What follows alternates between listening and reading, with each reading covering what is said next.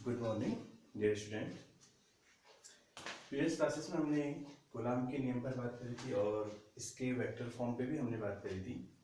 तो उसके बाद वहाँ से हमें जो है कुछ रिजल्ट्स मिले हुए थे।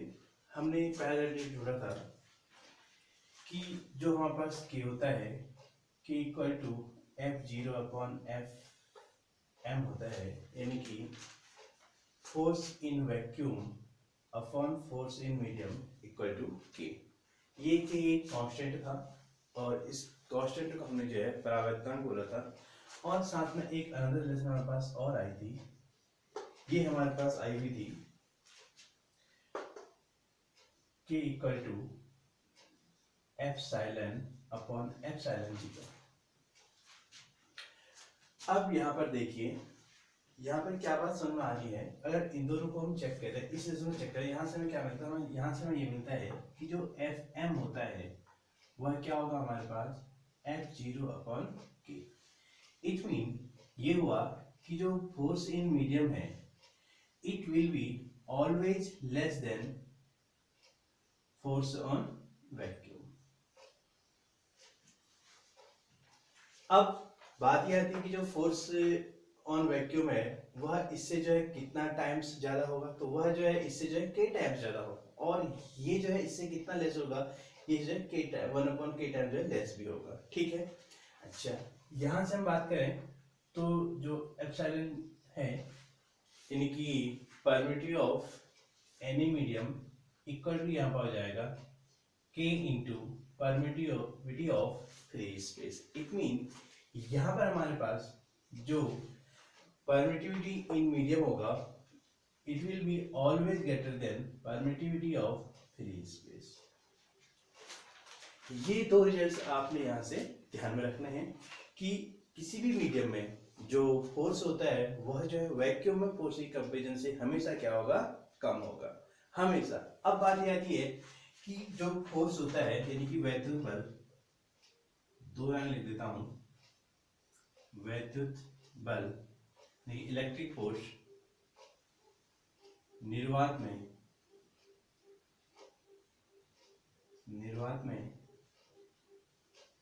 सबसे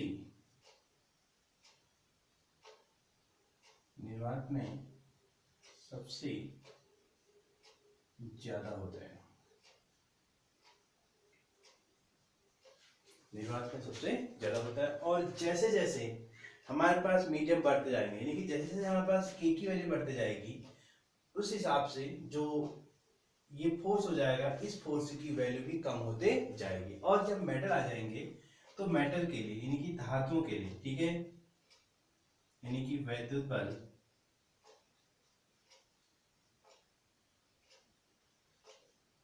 धातुओं में सबसे कम होता है। सबसे कम मतलब क्या होता है इस केस में, जीरो हो जाता है। ठीक है, सबसे कम होता है। तो आपको पता होना चाहिए वैद्युत बल सबसे अधिक कहाँ होता है, सबसे अधिक निर्वात में होता है, और सबसे कम कहाँ होता है, सबसे कम धातु में होता है। क्यों? क्योंकि धातुओं के जो हमारे पास परावर्तनांक होता है कितना होता है, इनफाइनाइट होता है। इनफाइनाइट कितना लिखेंगे, 1/0 लिखेंगे तो 0 पर जाएगा, इसमें ये 0 हो जाएगा। ठीक है। और ये आपके पास जो है जो हमारे पास परमिटिविटी इन मीडियम है वह हमेशा क्या होगी, जो परमिटिविटी ऑफ फ्री स्पेस होगी उससे हमेशा क्या होगी, ये ज्यादा। ठीक है। तो ये दो बातें थी। इसके बाद अब हम बात करते हैं अध्यारोपण के सिद्धांत के बारे में। ठीक है, यानी कि प्रिंसिपल ऑफ सुपरपोजिशन।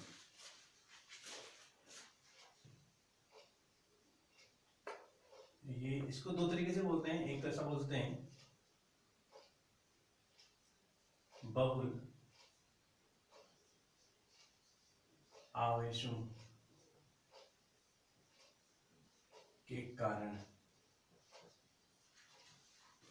लगने वाला बल, ये किसी एक चार्ज पर लगेगा, लगने वाला बल, इसी के लिए हम बोलते हैं इसको कि अध्यारोपण का सिद्धांत।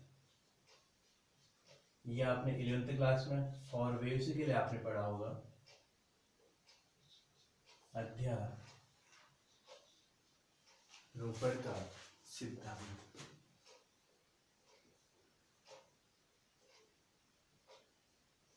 अध्यारोपण का सिद्धांत, यानी कि principle of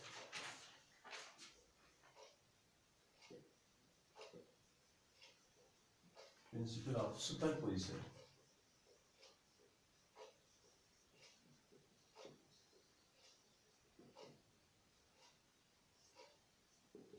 principal of superposition तो क्या कहता है? प्रिंसिपल ऑफ सुपरपोजिशन ये होता है, ये वेक्टर क्वांटिटीज के लिए ज्यादातर लागू होता है। ये कहता है कि अगर हमें किसी एक आवेश पर कोई एक निकाय है, सपोज हमने जो है कोई एक निकाय ले लिया, सपोज हमारे पास ये कोई एक निकाय है लाइक दिस वे, और इस निकाय पर हमारे पास जो है डिफरेंट डिफरेंट चार्जेस हैं लाइक दिस वे। सपोज यहाँ पर मेरे पास Q1 चार्ज है, यहाँ पर मेरे पास Q2 चार्ज है, ये मेरे पास Q3 चार्ज है, ये मेरे पास Q4 चार्ज है, लाइक सेम वे ये मेरे पास जो है Qn चार्ज है कोई। और मुझे जो है इन सारे चार्ज के कारण किसी एक पर्टिकुलर चार्ज पे नेट फोर्स फाइंड करना है, कि मतलब किसी एक पर्टिकुलर चार्ज पे ये जो सारे चार्ज है इनके कारण कितना फोर्स एक्टिव होगा। तो on that case we will use principle of superposition. ठीक है, तो यही हमारे पास प्रिंसिपल ऑफ सुपरपोजिशन भी है। क्या लिखेंगे उसको लिखेंगे यदि किसी निकाय में एक से अधिक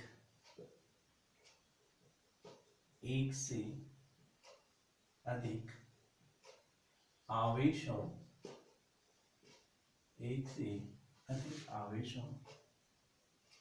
तथा किसी एक आवेश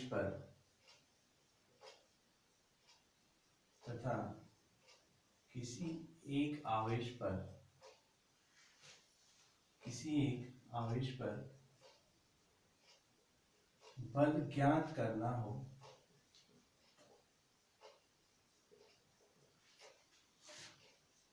तो वह बल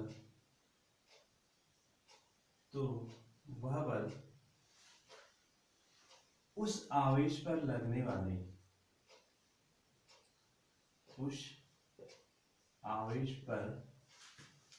अन्य आवेशों द्वारा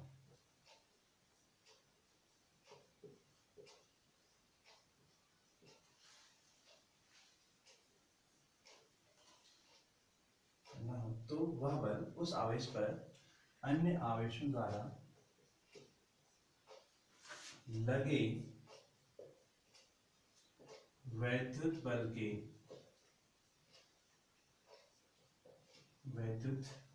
के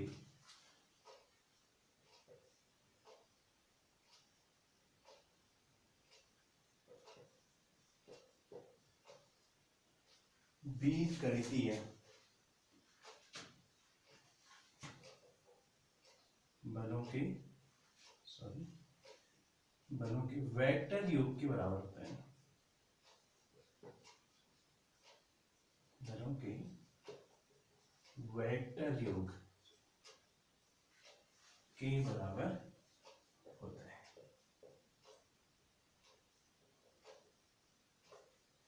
ठीक है, सिंपल सा है।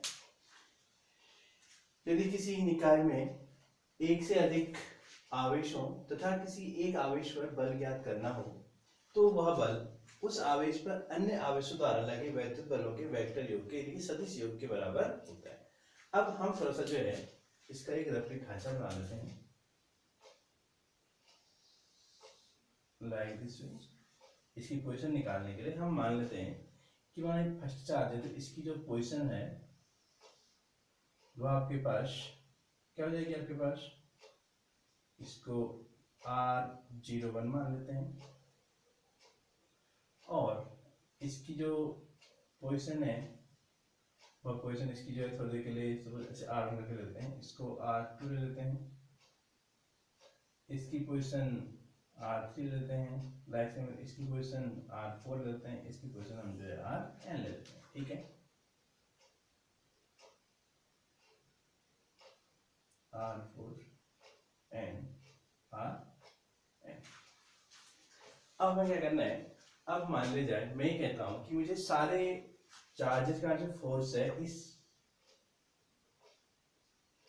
पार्टिकल पर एक्ट करना है, यानी कि ये जो हमारे पास पार्टिकल है इस चार्ज Q1 में मुझे जो है सारे चार्ज में कारण जो है आवेश फाइंड करना है। तो क्या करूंगा, इसका वेक्टर सम आप जो है इससे इस पर फोर्स अप्लाई करेंगे, इससे इस पर फोर्स निकलेगा, इससे इस पर फोर्स निकलेगा, इससे इस पर फोर्स निकलेगा, और लास्ट में क्या करेंगे, इन सब को जो क्या कर देंगे आप ऐड कर देंगे।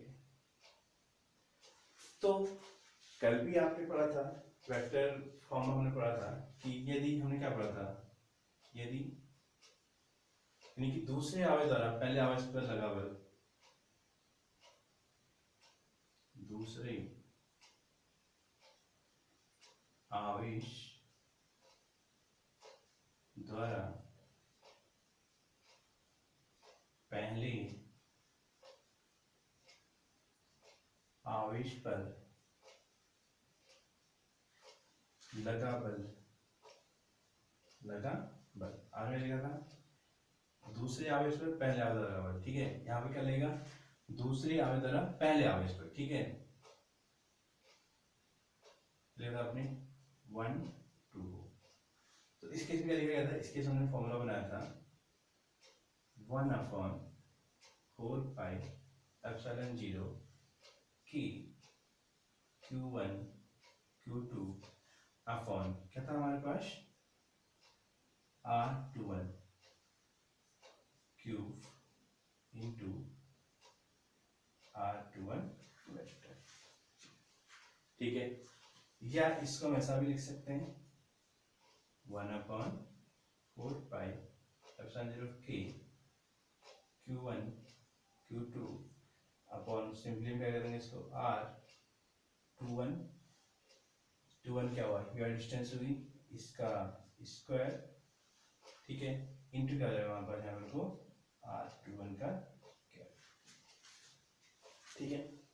ये हमने कल पढ़ा है, तो यहीं पर हम इसको यूज कर रहे हैं। तो दूसरे आवेश पहले आवेश पर लगने वाला बल इतना हो जाएगा, ऐसे ही तीसरे आवेश द्वारा पहले आवेश पर लगने वाला बल कितना हो जाएगा, इसी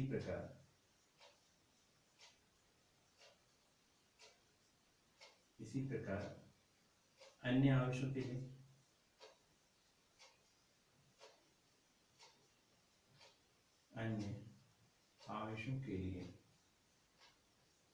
अब अन्य आवेशों के लिए बात करते हैं, तो हम जो है सिंपली सपोज हम जो है F13 फाइंड करेंगे।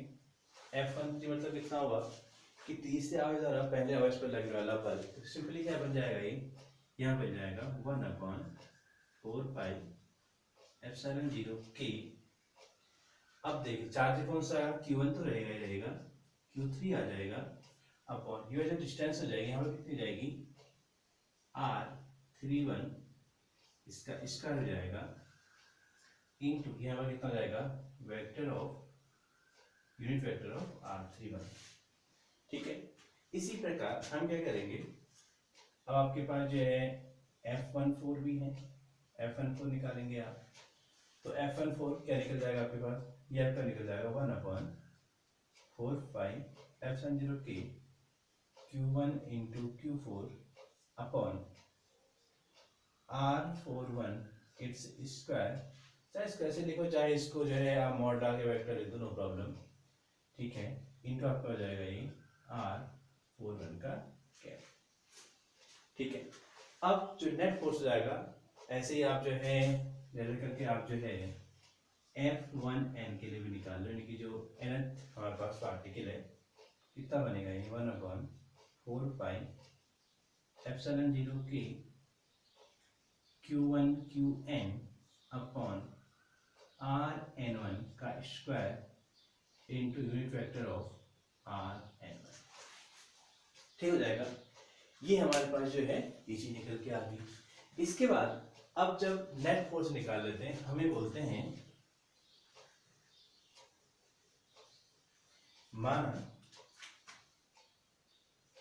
माना Q1 पर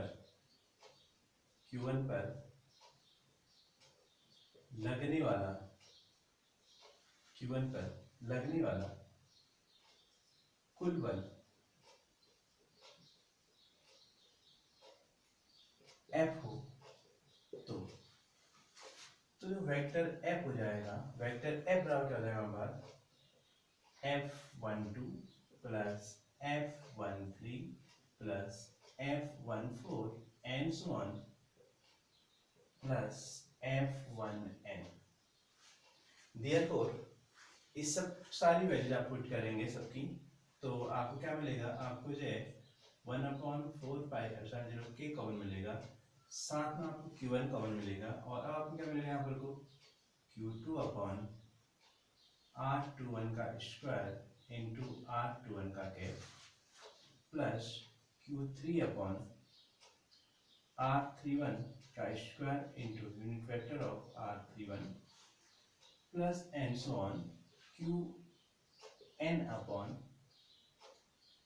Rn1 का square into unit vector of R।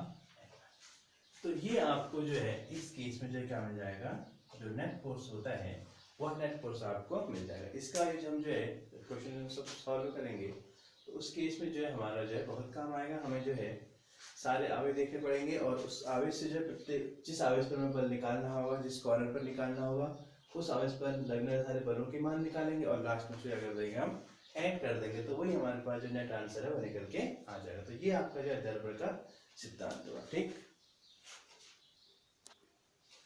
now we will discussing about another important topic, that is electric field and electric field intensity। ठीक है, तो अब बात करते हैं वैद्युत क्षेत्र तथा वैद्युत क्षेत्र की तीव्रता, electric field and intensity of electric field. ठीक है,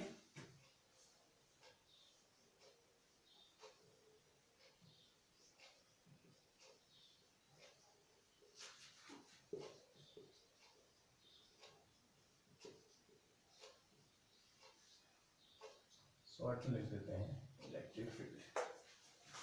ठीक है, electric field and intensity of electric field.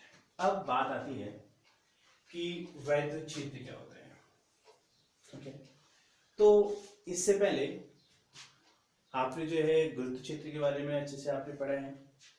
ठीक है, तो आपने पढ़ रखा है किसी द्रव्यमान के चारों ओर का वह क्षेत्र जहां पर वो क्या करता है, आकर्षण और प्रतिकर्षण के बल का अनुभव करता है। तो ऐसे ही यहाँ पर जो वैद्युत क्षेत्र वो क्या होगा, किसी एक चार्ज, जो वह चार्ज होगा वह हमारे पास कौन सा चार्ज होगा, वह हमारे पास होगा सोर्स चार्ज। ठीक है, यानी कि हम बोल सकते हैं दो टाइप के चार्जेस की हम यहाँ बात करेंगे। एक जो है हम स्रोत आवेश की बात करेंगे और एक हम जो है परीक्षण आवेश पर बात करेंगे। पहले आप इन दोनों को समझें और उसके बाद आप जो है आगे जब कंसेप्ट समझेंगे तो आपको जो है थोड़ा सा समझने में आसानी हो जाएगी। दोनों की क्या क्या यूज है। जो सोर्स चार्ज हमारे पास है, सोर्स चार्ज, और इसको हम बोलते हैं टेस्ट चार्ज। ओके, ना जो सोर्स चार्ज है वह क्या काम करता है, वह जो है जो इलेक्ट्रिक फील्ड है, इलेक्ट्रिक फील्ड क्रिएट करता है। ठीक है, यानी कि सोर्स चार्ज क्या करेगा, यह जो है वैद्युत क्षेत्र बनाता है। कहां बनाएगा, अपने चारों ओर। ठीक है, और जो ये टेस्ट चार्ज होता है यह जो है क्या करता है, जो ये वैद्युत क्षेत्र है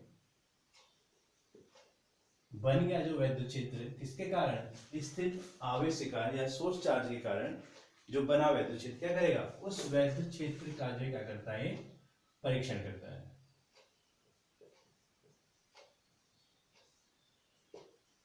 समझ वाली बात। एक तरह से क्या करेगा यह जो है, जो आपके पास जो है वैद्युत क्षेत्र क्या करेगा, परीक्षण करेगा उसका। यानी कि परीक्षण करेगा मतलब कि जो इसका इफेक्ट है उस इफेक्ट की एक बार क्या करेगा, परीक्षा करेगा, यानी कि इसका जो इफेक्ट है वह जो है कहाँ कहाँ तक हो रहा है, यानी कि इसका जो प्रभाव है वह जो है कहाँ पर कैसा हो रहा है। कहीं पर प्रबल है, यानी कि प्रबल, और आपके पास दुर्बल, दो वर्ड्स होंगे, स्ट्रॉन्ग और वीक। यानी कि स्ट्रॉन्ग मतलब क्या हुआ कि आपके पास कहीं पर इलेक्ट्रिक फील्ड अगर बना हुआ है तो आप अगर एक अनदर बॉडीज को वहां पर ले जा रहे हैं, एक टच चार्ज को आपको वहां पर ले जा रहे हैं, और आप देखेंगे कि टच चार्ज जो है कितनी तीव्रता के साथ, कितनी प्रबलता के साथ उससे दूर होता है, उससे पास आता है।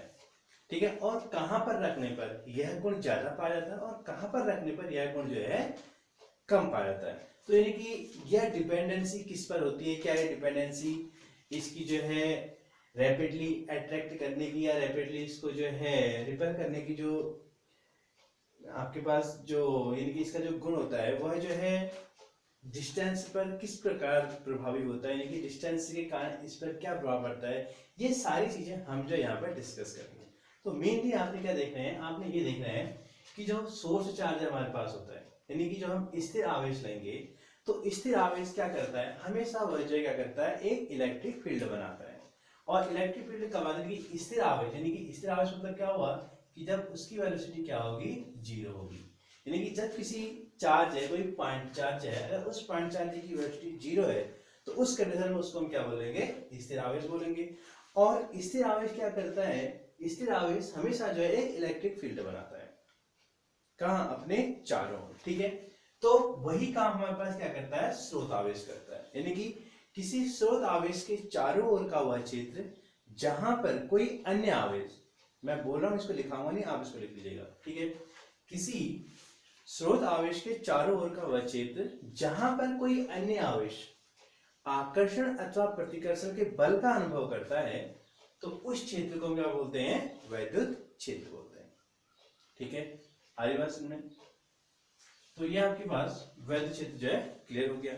अब इसके बाद जो परीक्षण आवेश है, ये जो एक नया मेहमान हमें यहाँ पर मिल रहा है, टेस्ट चार्ज, ये बड़ा काम का मेहमान है, आपने इसको समझना बहुत जरूरी है। जो टेस्ट चार्ज है इसका जो पहला काम होता है, सबसे पहला काम है कि जिस भी पॉइंट पर हमें इलेक्ट्रिक फील्ड की इंटेंसिटी फाइंड करनी होती है उस पॉइंट पर हम इस चार्ज को रखते हैं। अब जो ये परीक्षण आवेश है, यह परीक्षण आवेश नेचर वाइज पॉजिटिव होता है, पहली बात। दूसरी बात, इसकी जो वैल्यू होती है, इसका मान बहुत कम होता है, बहुत कम। इसका मान इतना कम होता है कि इसके कारण इसके आसपास अन्य किसी आवेश पर कोई इफेक्ट नहीं पड़ता है। ठीक है, इसके इस कम मान के कारण क्या होता है कि इसके आसपास जो अंदर कोई अगर चार्जेस होगा उस पर कोई इफेक्ट नहीं पड़ेगा। इसके अपोजिट क्या होता है कि वह जो चार्ज है वह इस पर रिस्पेक्टिवली इफेक्ट डालता है।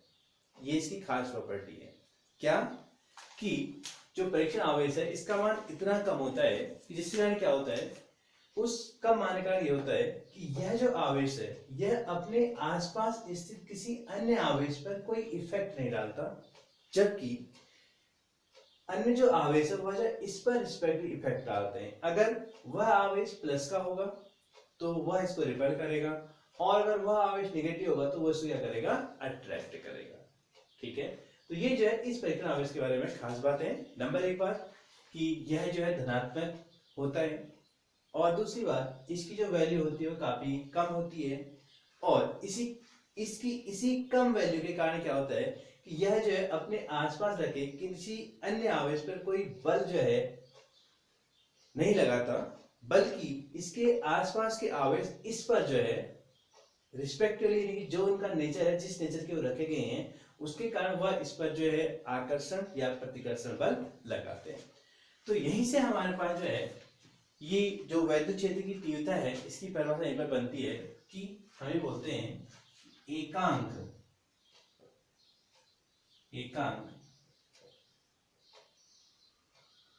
परीक्षण आवेश पर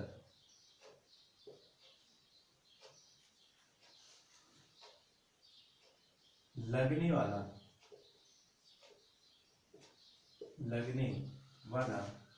वैद्युत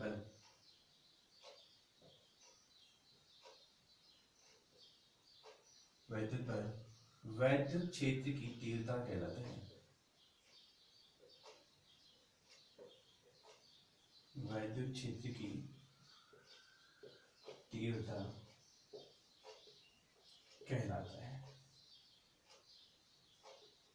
या आप ये कहें कि कहीं पर परीक्षण आवेश या कोई भी आवेश रखा है, किसी भी आवेश का मान तथा यानी कि किसी आवेश पर लगने वाला वैद्युत बल तथा उस आवेश के मान के अनुपात को हम क्या बोलते हैं, वैद्युत क्षेत्र की तीव्रता कहते हैं।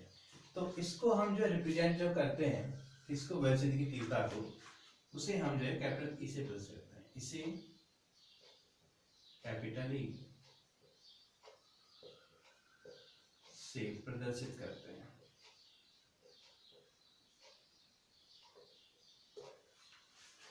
ठीक हो गया। आगे बात सुनने, ये आपके पास है क्या, वैद्युत क्षेत्र और वैद्युत क्षेत्र की तीव्रता। अब बात ये आती है कि यह जो है, जो इलेक्ट्रिक फील्ड बना रहा है, उसके लिए रिस्पॉन्सिबल क्या होता है, उसके लिए जो हमारे पास वैद्युत बल रेखाएं होती हैं, वह जो क्या करती हैं, वह जो हमारे पास जो है वैद्युत क्षेत्र का निर्माण करते हैं। ठीक है, वैद्युत बल रेखाओं के कारण भी क्या होता है, वैद्युत क्षेत्र का जो है निर्माण होता है। और वैद्युत बल रेखाएं कहाँ से निकलती हैं, यहाँ से, किसी सोर्स आवेश से। जितनी दूर तक हमारे पास वैद्युत बल रेखाएं जाएंगी, इलेक्ट्रिक फील्ड जो है हमारे पास वहां तक होगा। ठीक है, तो अब जो वैद्युत बल रेखाएं होती है वो क्या होती हैं, वैद्युत बल रेखाएं सिंपली क्या होता है कि यानी कि जिस मार्ग पर हमारा जो टेस्ट चार्ज है वो मोशन करता है, यानी कि जिस पाथ पर जो टेस्ट चार्ज है वो जो मोशन करेगा, तो वही जो पाथ होता है, उसी पाथ को हम क्या बोलते हैं, वैद्युत बल रेखा बोलते हैं। समझ में आ रही बात? ठीक है, ठीक हो गया। तो ये मैंने बोला कि जो वैद्युत बल रेखाएं क्या होगी, यानी कि जिस परीक्षण आवेश जिस मार्ग पर चलता है, तो वही जो मार्ग है, यानी कि वो जो पाथ बनता है, उसी पाथ को हम क्या बोलते हैं, वैद्युत बल रेखा बोलते हैं। ठीक है, ये वैद्युत बल रेखा और चुंबकीय बल रेखा, इन दोनों के बारे में आप जो है काफी अच्छे से आपने प्रीवियस क्लास में पढ़ा होगा, 10th में पढ़ा होगा। और ये इसके आपके पास 5-6 गुण हैं। तो इस वैद्युत बल रेखाओं में जो खास बात ये है, अगर हमारे पास जो है कहीं पर कोई प्लस Q चार्ज है और हमें इसके कारण जो है वैद्युत बल रेखाएं निकालनी है, और उसके आधार पर वैद्युत बल रेखाओं के आधार पर हम जो इलेक्ट्रिक फील्ड को जो है चेक करते हैं कि कहाँ पर इलेक्ट्रिक फील्ड कम होगा, कहाँ पर ज़्यादा होगा, कितना ज़्यादा होगा, कितना नहीं होगा। तो उस काम के लिए हमारे पास जो है ये जो वैद्युत क्षेत्र की तीव्रता है उसको हम निकालेंगे, और हम देखेंगे जो वैद्युत क्षेत्र की तीव्रता है वह जो किस बात पर हमारे पास जो है निर्भर करती है। ठीक है, ये चार्ज है और कहीं पर मैंने जो है एक टेस्ट चार्ज लिया।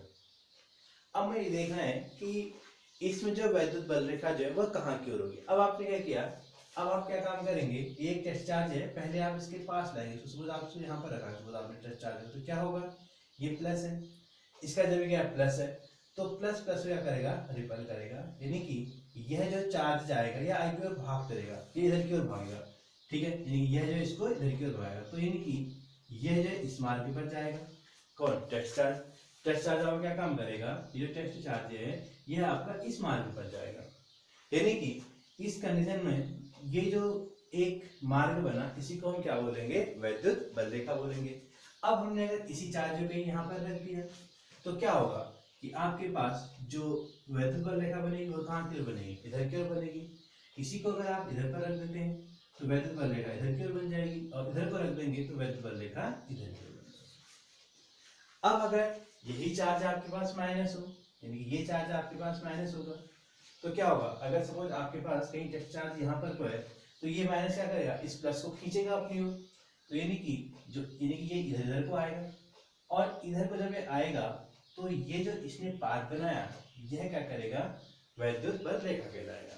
यानी कि कहने का मतलब ये है कि प्लस आवेश के कारण जो वैद्युत बल रेखाएं होती हैं वह बाहर की ओर होती है, यानी कि धनात्मक आवेश से वैद्युत बल रेखाएं निकलती हैं। समझ में आ रही बात?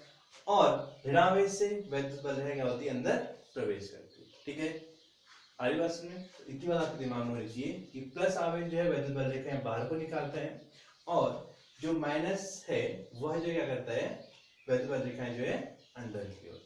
ठीक है, तो प्लस सिरे से बाहर निकलती हैं और माइनस सिरे से जो है अंदर प्रवेश करती हैं। तो जो बल रेखाएं होती हैं एक प्रकार का हमारे पास क्या होता है, इमेजरी पार्ट होता है, ठीक है। तो ये कुछ बातें आपने जो है इसमें ध्यान रखनी है। बाकी इसके क्या क्या गुण होते हैं वह गुण भी आप देख लेंगे कि किसी ये जो रेखाएं होती हैं कभी एक दूसरे को प्रतिच्छेद नहीं करती हैं, ठीक है।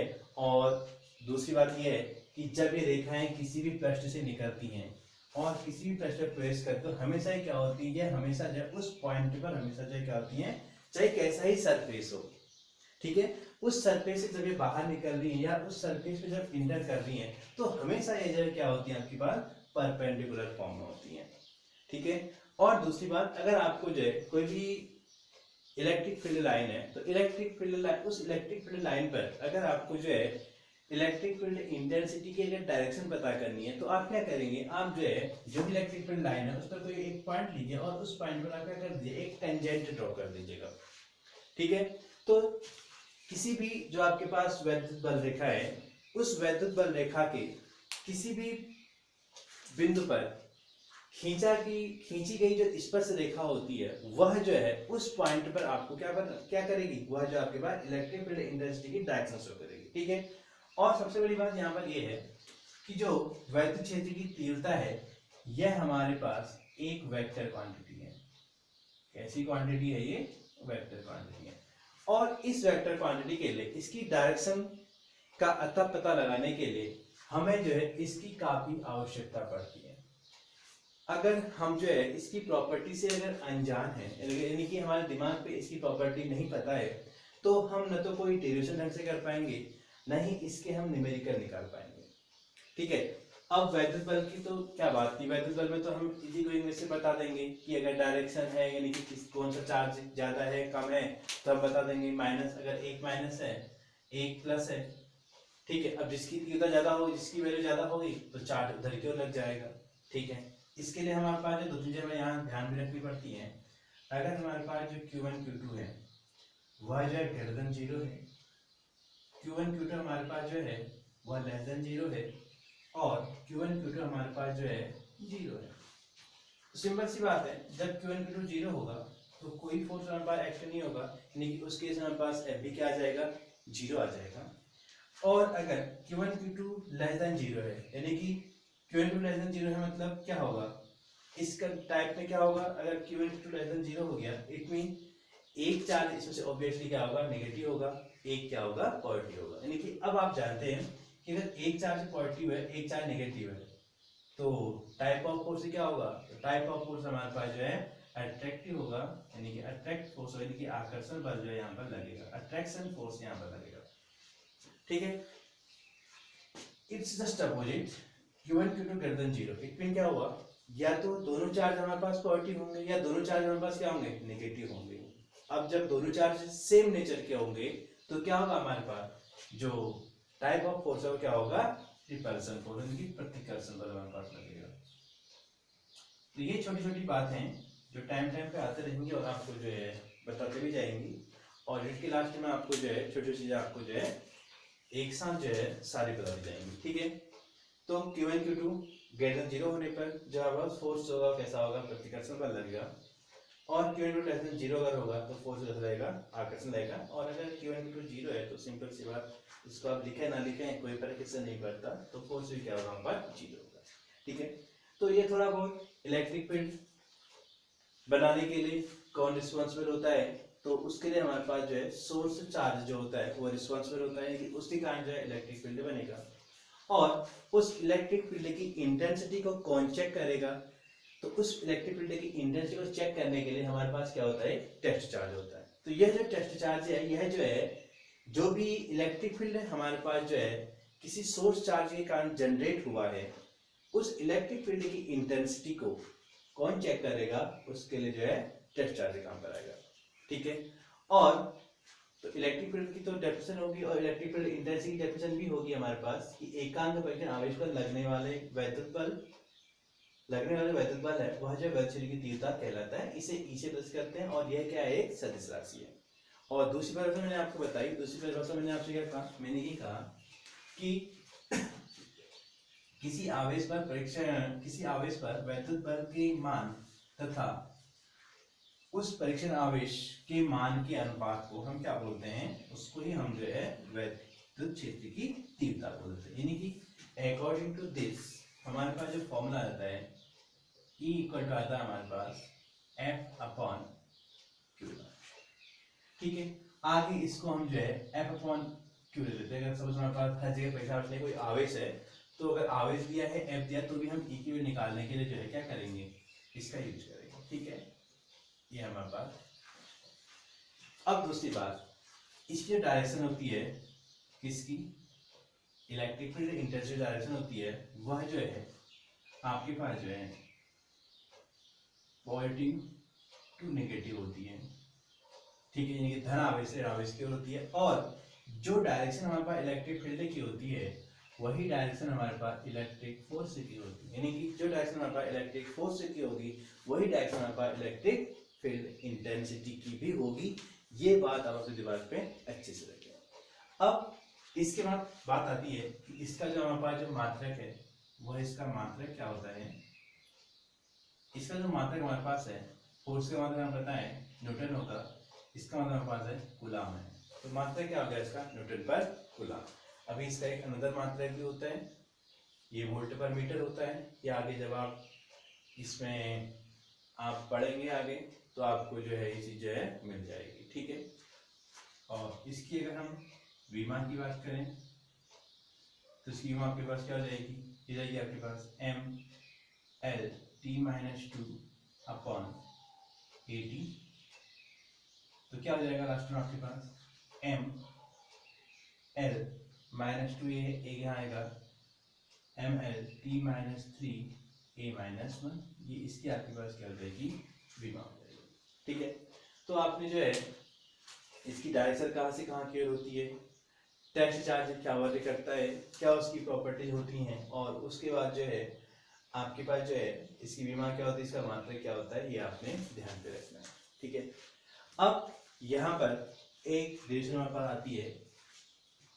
ठीक है, तो हमारे पास यहाँ पर जो है 3-4 रिलेशंस होंगी। तो पहले हम एक नॉर्मल रिलेशन की बात कर लेते हैं।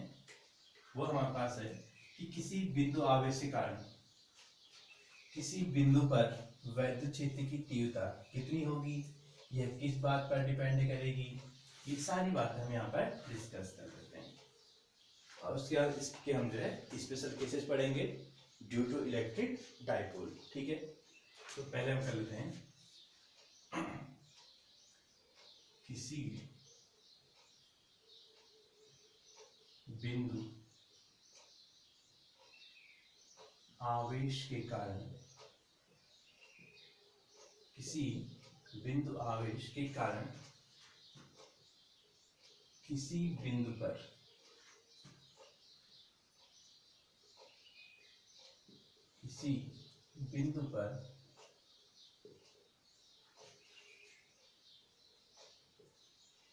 विद्युत क्षेत्र की तीव्रता।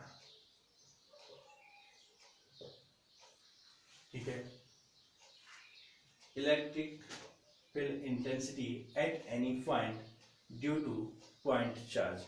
ठीक है, तो ये हमारे पास बिंदु आवेश पॉइंट चार्ज है, और इसके कारण किसी एक पॉइंट पर हम जो है इलेक्ट्रिक फील्ड की इंटेंसिटी लेते, तो उसके लिए हम क्या क्या हमारे पास एजम्पशन होगी। जब भी हम किसी डिरेक्शन को ज्ञात करते हैं तो हमें क्या ध्यान में रखना पड़ता है, हमें ये ध्यान में रखना पड़ता है कि उसका जो हम सॉल्यूशन निकालेंगे, फाइनल जो डिरेक्शन हमारे पास आएगी वह जो है उसी टर्म में आनी चाहिए जो कि हमारे पास जो है गिवन हो। ठीक है, तो यहाँ पर हमारे क्या दिया होगा, एक बिंदु आवेश कह रहा है, तो मान लिया कि हमारे पास ये एक टेस्ट चार्ज है, और इससे किसी डिस्टेंस कोई ना कोई डिस्टेंस होगी, और इस डिस्टेंस हमने आर कह दिया। आर डिस्टेंस हमने कहा कि एक पॉइंट पी है, और इस पॉइंट पी पर हमें इलेक्ट्रिक फील्ड इंटेंसिटी फाइंड करनी है। ठीक है, अब ये जो पॉइंट चार्ज हमारे पास है, इसके दो रिजल्ट हो सकते हैं, या तो ये पॉजिटिव हो सकता है या क्या हो सकता है, ये नेगेटिव होगा। ठीक है, अगर ये पॉजिटिव हुआ तो इस पॉइंट पी पर जब मैं इलेक्ट्रिक फील्ड इंटेंसिटी निकाल रहा हूं, तो मेरा पहला वर्क होगा कि जिस पॉइंट पर मैं इलेक्ट्रिक फील्ड, आप इस बात को ध्यान से सुने, जिस पॉइंट पर इलेक्ट्रिक फील्ड इंटेंसिटी निकाली जाएगी उस पॉइंट पर सबसे पहले मैं एक टेस्ट चार्ज ऐड करूंगा ऑलवेज, चाहे आपके पास न्यूमेरिकल पार्टिकल हो चाहे आपके पास जो है इस डेरिवेशन पार्टिकल हो, ठीक है। हमेशा जिस पॉइंट पर मैं इलेक्ट्रिक फील्ड इंटेंसिटी निकाल रहा हूँ उस पॉइंट पर मैं ऑलवेज Q1 यानी कि Q0 को जो है लेट करूंगा। क्यों? क्योंकि मैंने आपसे कहा कि जो वैद्युत क्षेत्र की तीव्रता वह कैसी राशि है, वह जो है सदिश राशि है और सदिश राशि के लिए इनकी डायरेक्शन की आवश्यकता पड़ेगी। तो जो है जो Q0 है वह हमें जो डायरेक्शन बताएगा। तो अगर मैं इस चार्ज का इस पर डायरेक्शन निकालूं और इसको मैं ए पॉइंट बोल दूं तो ये डायरेक्शन कहाँ की और ये डायरेक्शन जो है ए की दिशा में, यानी कि जो ई बनेगा वह जो है ई डायरेक्शन में बनेगा, यहाँ क्यों लिया आएगा। अब अगर यही मेरे पास माइनस हो जाए तो यही जो डायरेक्शन यहाँ की ओर की, ये डायरेक्शन अब कहाँ की ओर जाएगी, यहाँ की ओर जाएगी, यानी कि एपी दिशा और पीए दिशा, ठीक है। इसी कारण जो नेट इलेक्ट्रिक फील्ड होगा वो कहाँ की ओर होगा, जो है एपी दिशा में होगा। और इसके कारण जो इलेक्ट्रिक फील्ड इंटेंसिटी होगी कहाँ की ओर होगी, पीए दिशा में होगी। तो आपको जो है ये चीज आपके दिमाग में अच्छे से होनी चाहिए, ठीक है। ये हम मान के चले। अब वैसे हमने लिख लिया कि माना क्या है, माना जो है बिंदु ए पर प्लस क्यू आवेश का एक बिंदु आवेश है जिससे आर दूरी पर एक बिंदु पी है जहां पर हमें वैद्युत क्षेत्र की तीव्रता निकालनी है। तो अब अगर इस पॉइंट पर मुझे वैद्युत क्षेत्र की तीव्रता निकालनी है तो मेरे पास क्या कंसेप्ट था, मेरे पास कंसेप्ट ये था कि E equal to F upon Q nought. तो मैं क्या करना चाहूंगा, मैं जो है इस आवेश पर लगने वाला पहले बल निकालूंगा और मैं वो आसानी से जानता हूँ कि वो बल क्या होता है, वैद्युत बल होता है। और वो कितना होता है, वो होता है मेरे पास 1/4πε0 के Q1 Q2, Q1 की जगह Q आएगा, Q2 की जगह Q0 आएगा अपॉन R ही है तो R इस। अब कुछ नहीं करना है, इसको उठाइए और यहाँ पर रखिए तो आपके पास E कितना मिल जाएगा आपको, E आपको मिल जाएगा 1/4πε0 के Q0 upon R square whole upon Q0। तो क्या होगा, ये आपसे कैंसिल हो जाएगा तो E स्क्वायर आपको कितना मिलेगा, ये मिलेगा आपको 1/4πε0 के Q upon R square.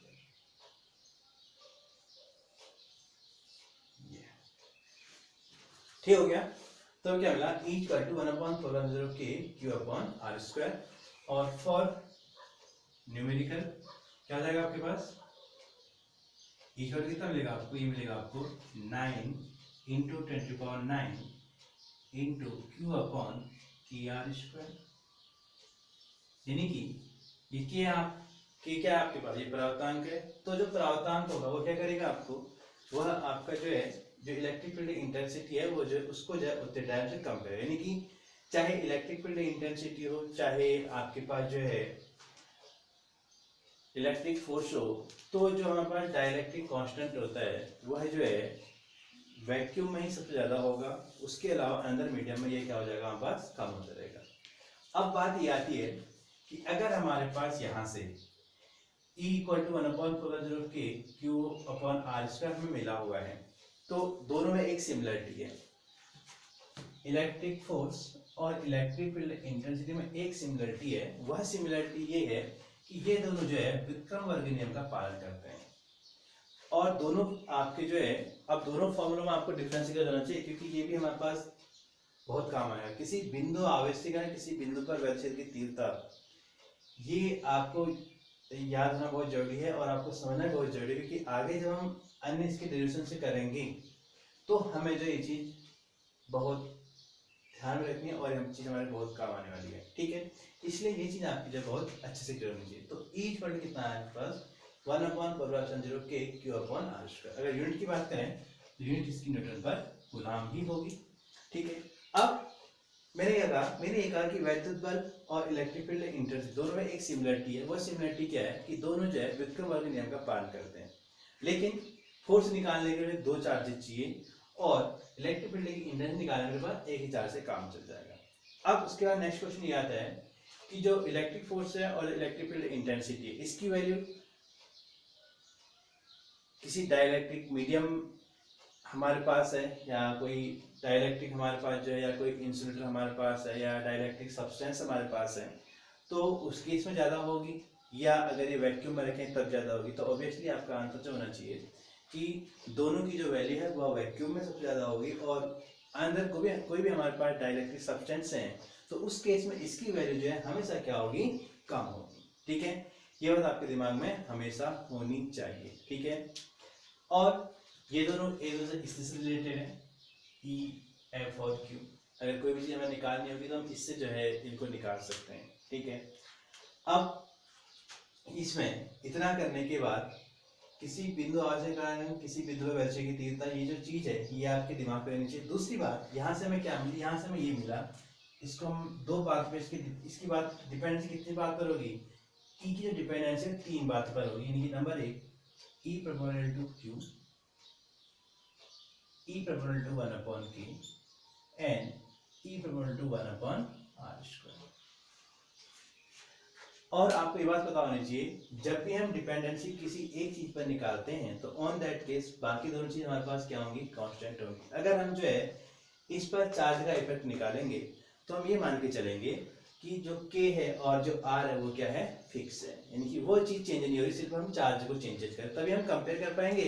Otherwise अन्य चीज भी चेंज वेरी करते रहेंगे तो हम कंपेयर किसी एक चीज पर जो है नहीं कर पाएंगे। तो जब हमें किसी एक चीज के लिए कंपेयर करनी होती है तो एट फर्स्ट हम जो है क्या करते हैं, बाकी जो चीजें हैं उनको क्या रखेंगे, कांस्टेंट रखेंगे। यानी कि जैसे जैसे चार्ज बढ़ेगा इलेक्ट्रिक फील्ड की इंटेंसिटी क्या होगी, हमारे पास बढ़ती रहेगी। और जैसे जैसे हम के में को राइज करेंगे, इसकी वैल्यू को राइज करेंगे तो ई की वैल्यू हमारे पास जो डिक्रीज होती रहेगी। और सेम यहाँ पर भी है, जैसे हम इस डिस्टेंस को बढ़ाते जाएंगे तो हमें क्या पता है, हमें ये पता है कि स्क्वायर टाइम। ठीक है, यानी कि कम थोड़ा सा बढ़ाएंगे लेकिन इफेक्ट इस पर ज्यादा आ जाएगा। तो वही चीज यहाँ पर है कि जब जो हमारे पास वैल्यू की जो तीव्रता है वह जब उस जो भी पॉइंट सोर्स है उस पॉइंट सोर्स के पास पर जो क्या रहेगी, ज्यादा रहेगी। और जो जो वह डिस्टेंस बढ़ते चला जाएगी, यानी कि जो इलेक्ट्रिक फील्ड लाइन है वो जो जो आगे की ओर चलते रहेगी तो उसके हिसाब से हमारे पास जो इलेक्ट्रिक फील्ड की इंटेंसिटी है वह भी हमारे पास क्या होगी, कम होती रहेगी। ठीक है, तो ये इस पर जो इफेक्ट पड़ता है, इन चीजों का इस पर इफेक्ट पड़ता है, तो किस प्रकार से आपका इफेक्ट पड़ता है वो भी आपको जो है दिमाग पे होना चाहिए। ठीक है, तो यहाँ पर नॉर्मल केस में हमारे पास जो है क्वेश्चन बन जाते हैं फॉर कॉम्पिटिटिव एग्जाम या फॉर अदर। ठीक है, तो आपने पहले भी पढ़ा है कि जैसे आपने जो है थोड़ी सी 5 मिनट में डिस्कस कर लेता हूँ आपसे। तो जैसे आपने जो है इलेक्ट्रिक फोर्स के बारे में आपने पढ़ा, आपने क्या पढ़ा, आपने दूसरी चीजें पढ़ी, आपने पढ़ा कि F=Q1 Q2। अब अगर यहाँ पर आपके पास कोई चार्ज बढ़ा दे जाए, किसी भी एक चार्ज को 2 टाइम से कर दिया, सपोज आपको जो Q1 को 2 टाइम से कर दिया गया या दोनों को 2 टाइम से कर दिया गया। अगर किसी एक चार्ज को 2 टाइम से करोगे तो जो नेक्स्ट फोर्स होगा वो मेरे पास क्या हो जाएगा, 2 टाइम्स हो जाएगा। अगर दोनों चार्ज को हम 2 टाइम्स हमने कर दिया तो F2 कितना हो जाएगा, 4F1 हो जाएगा। ठीक है, तो यही चीज आपने ध्यान में रखनी है। अब अगर इसका जस्ट अपोजिट हमारे पास क्या है कि अब आपने पढ़ा है कि जो F2 हमने क्या पढ़ा है, 1/r² पढ़ा है। तो यानी कि हमारे पास यहाँ से F1 नॉर्मली हम क्या बोल सकते हैं इसको, यानी कि F1/F2 अगर इसको निकालेंगे तो F1/F2 क्या मिलेगा हमें, यह मिलेगा r2² अगर यहाँ से मुझे जो है F2 निकालना है, देखिए सेकेंडरी केस में जो फोर्स है, यानी कि दूरी आधी कर दी या दूरी जो है दोगुनी कर दी, तो उस केस में F2 क्या होगा, उस केस में F2 निकालने में क्या करता हूँ, F1 × r1² इससे मैं क्या करूँगा, आपके पास जो F2 को निकाल लूंगा तो मेरे पास निकल के आ जाएगा। तो वही चीज यहाँ पर भी है कि जो E1 है, E1 अपॉन E2, इसको डायरेक्टली क्या हो जाएगा यहाँ पर, तो ये हो जाएगा हमारे पास Q1/Q2 हो जाएगा एक रिलेशन। और दूसरा E1/E2 क्या हो जाएगा मेरे पास, E1/E2 मेरे पास हो जाएगा ये K2/K1 हो जाएगा। और तीसरा मेरे पास क्या हो जाएगा, E1/E2 कितना लगा मेरे पास, ये हो जाएगा मेरे पास r2² तो ये चीज जो है ये छोटी छोटी चीजें हैं। ये छोटी छोटी चीजें आपके कब काम आती हैं, जब आपके पास जो है 1 मार्क्स क्वेश्चन पूछे जाते हैं। तो 1 मार्क्स क्वेश्चन जब आप ट्रिकी बेस्ड होते हैं तो आप जो है उसके अंदर पूरी चीज अप्लाई नहीं करके आप जो है डायरेक्टली इनको अप्लाई करके जो इस चीज को जो है ज्ञात कर सकते हैं। ठीक है, अब जो नेक्स्ट हम पढ़ेंगे वो हम जो है इलेक्ट्रिक डायपोल के बारे में पढ़ेंगे। तो थोड़ी सी बेसिक नॉलेज कि इलेक्ट्रिक डायपोल क्या होता है, एक टाइप का सिस्टम हमारे पास होता है जिसमें क्या होता है, हमारे पास दो इक्वल और अपोजिट चार्ज यानी कि इक्वल मैग्नीट्यूड और अपोजिट नेचर के जो चार्ज होते हैं वो जो है क्या होते हैं, पॉइंट चार्ज एक टाइप से, ठीक है। तो उनसे क्या होता है, एक सिस्टम बना जाता है, ठीक है। तो इलेक्ट्रिक डाइपोल मूवमेंट और electric field intensity due to electric dipole in different cases, हम यह स्टडी करेंगे। और वो जो सारे केसेस हैं हमारे पास, वह जो है हमारे पास जो है आपके जो है 2 मार्क्स में 3 मार्क्स में आपके पास जो है कंपल्सरी आता है। ये हमारे पास फर्स्ट यूनिट चल रही है और ये जो फर्स्ट यूनिट हमारे पास है ये जो है 8 मार्क्स की है। मैं आपको नेक्स्ट लेक्चर में जो है सारे यूनिट हमारे पास कितने कितने मार्क्स की हैं, आपके पास 9 यूनिट से हैं। और इस 9 यूनिट में जो फर्स्ट यूनिट हमारे पास है, फर्स्ट 3 यूनिट यानी कि फर्स्ट सेकंड थर्ड जो हमारे पास फर्स्ट 3 यूनिट से हैं, ये फर्स्ट 3 यूनिट हमारे पास जो है 8 मार्क्स की हैं, ठीक है। और जो सबसे बड़ी यूनिट हमारे पास वो 6 यूनिट से है और वो हमारे पास जो है 15 मार्क्स की है।